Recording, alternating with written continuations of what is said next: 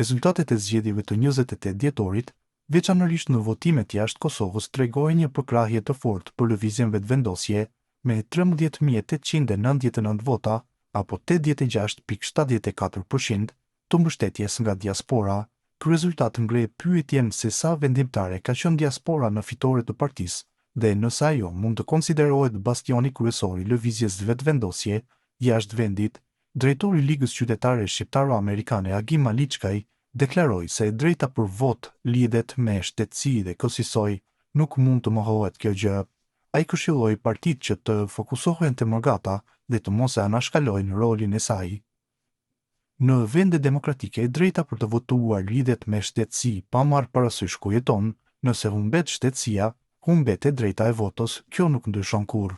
Këshillohen të gjitha partitë politike që Morgatën ta marrin si segment të caktuar të interesuar për çështje të caktuara, të cilat janë të pavarur dhe mund të përfitojnë më lehtë me programe dhe punë të mira. Njësoi si një president amerikan që analizon të gjitha shtetet dhe segmentet e popullsisë dhe mundohet që tu përshtatet e tij përfitojë. Për këtë, Maliçkaj në bashkëpunim me Bota sot u shpreh se vota e diasporës duhet të merret seriozisht e që sipas tij këtë e ka kuptuar siç duhet vetëm Kurti me partinë e tij. Në këtë pikë ai reagoi ashpër ndaj kritikëve të votës së diasporës derisa tha, nuk mund të fajsohet Morgata për humbjen e partive opozitare.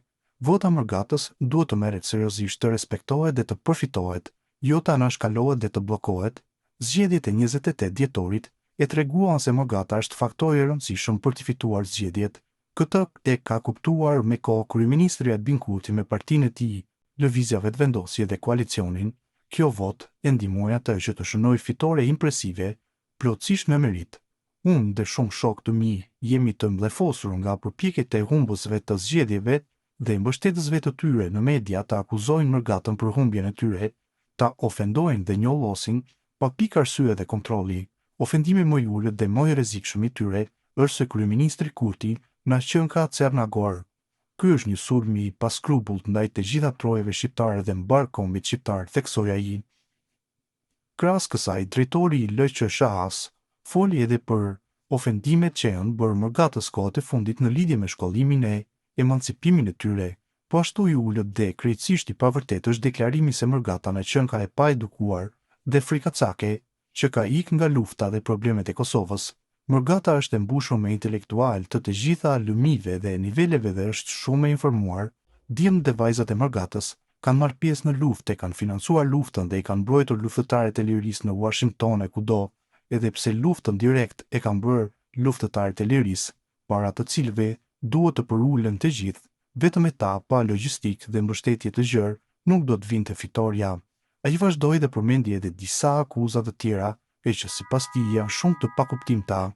Pastaj akuzat se Morgata nuk i di dhe nuk e përjeton problemin e brendshëm, siç janë rryma, spitalet, shkollat, bizneset, mirëqenia sociale e tjerë, janë po ashtu të pakuptimta.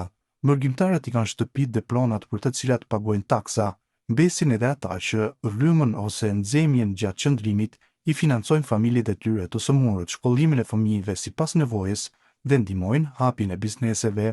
Humbësit e zgjedhjeve, sa merren me punë të kota, i kanë më mirë të analizojnë shkaqet e vërteta të humbjes. Ato janë të shumta, por kryesorja janë korrupsioni gjatë qeverisjes së tyre, përulja ndaj ndërkombëtarëve në shtrimin ndaj kërkesave serbe dhe shqitja e shtetit. Këto çështje i konsiderojnë më së shumti Morgata, shtjelloi drejtori i LQSH-s. Në fund, ai kishte një mesazh për opozitën derisa shtoi se Kurti dhe Osmani ja kanë zbardhur fytyrën Kosovës.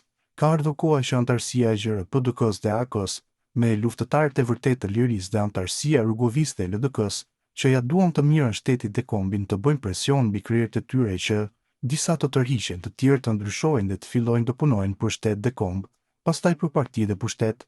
Kjo është e vetmja mënyrë nëse duan të bëjnë opozitë fortë, konstruktive dhe të krijojnë mundësinë për marrje të pushtetit në mënyrë demokratike.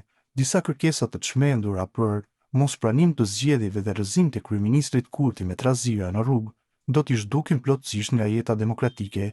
Populli i Kosovës do t'i hudhë poshtë, por edhe më keq, do të ndahen me faktorin ndërkombëtar, sidomos me Amerikën tonë të dashur, krahashkruar ai ndër të tjera.